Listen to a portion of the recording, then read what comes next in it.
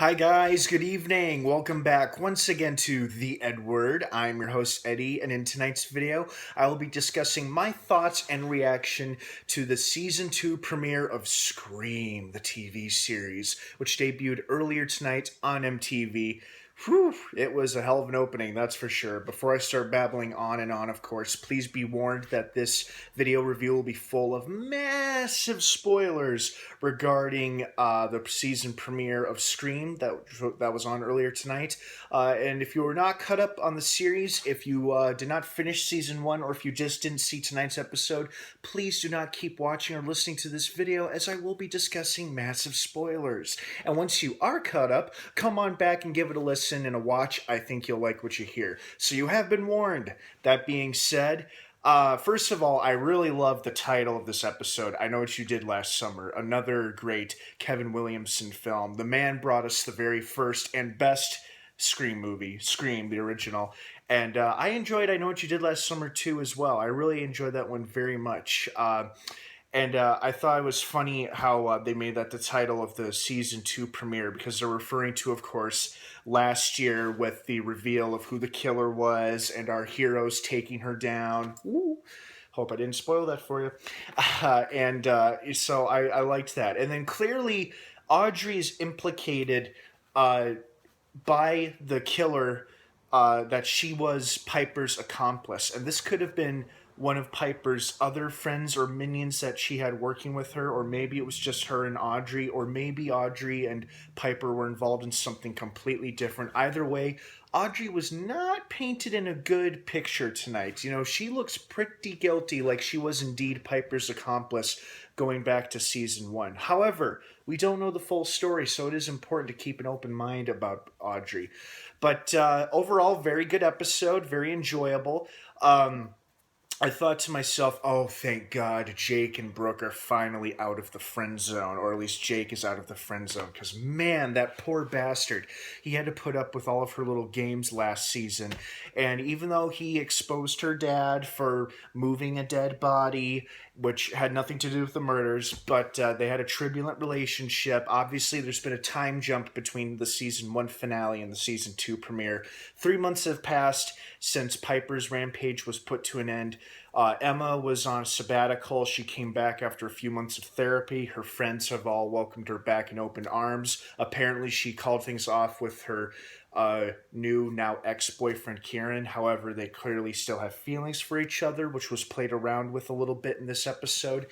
But I was just happy to see Jake and Brooke in each other's arms and whatnot, because it seemed like they were going steady, and I was like, all right, Jake, nice, nice. But then, of course, the dumb Buck had to go and bring up the past, and people, especially girls in those kind of relationships, you know, I'm generalizing here, but not just girls, but guys too. But people in those intimate relationships hate it when their partner brings up touchy subjects from the past. It's just common knowledge. And the dumbass did it anyway. I was like, dude, you were so close to being in the pool with her naked. Why?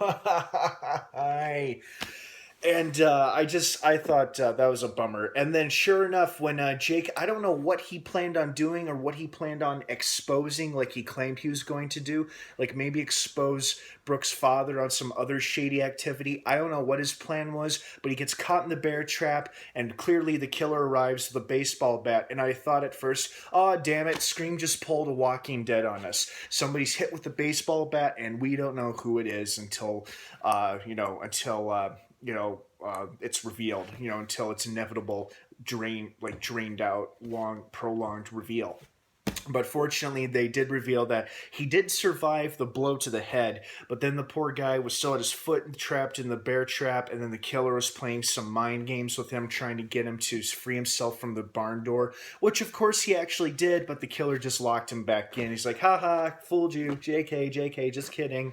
It was also great seeing Noah back at it again, being the movie nerd that he is, and then basically, setting us up for how, this is a continuation of the same horror film. Like that was the theme from season one. This was like basically like a horror movie, and he was continuing that. And then we met a couple new characters. Zoe, who doesn't seem to be staring or judging Emma as much as her other high school peers, and she seems pretty friendly and quite helpful. We don't know much about her.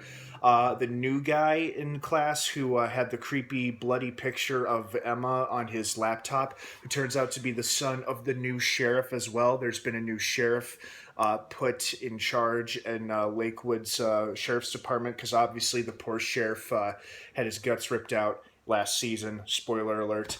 And Kieran, it seems to be taking it well. But as Brooke pointed out, everybody's coping with season one's events in their own way. Some characters are more defensive about it, some are more open, but it just depends on their personalities. And unfortunately, we don't have to worry about Jake's coping with it anymore because now that poor bastard was gutted like a fish, or a pig, I should say, in that slaughterhouse when the killer took the scythe and just basically cut him open like a hanging upside down pig. Oof, man, that must have been a horrible way to go.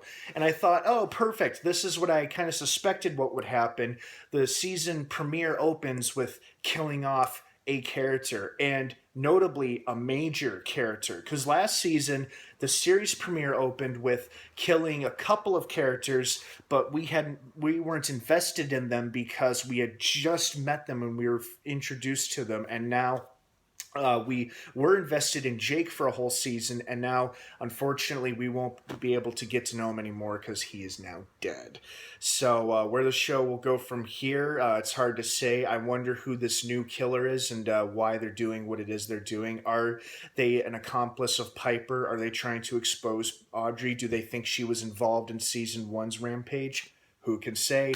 But it makes for entertaining TV, and I thought it was a solid season opening, and I very much enjoyed it. I hope you guys did too. Thank you so much for watching this episode review here on the EdWord. I hope you enjoyed it as much as I did. Don't forget to subscribe to this channel for more review videos like this one as I follow along season 2 of Scream on MTV with new episodes premiering every Monday night.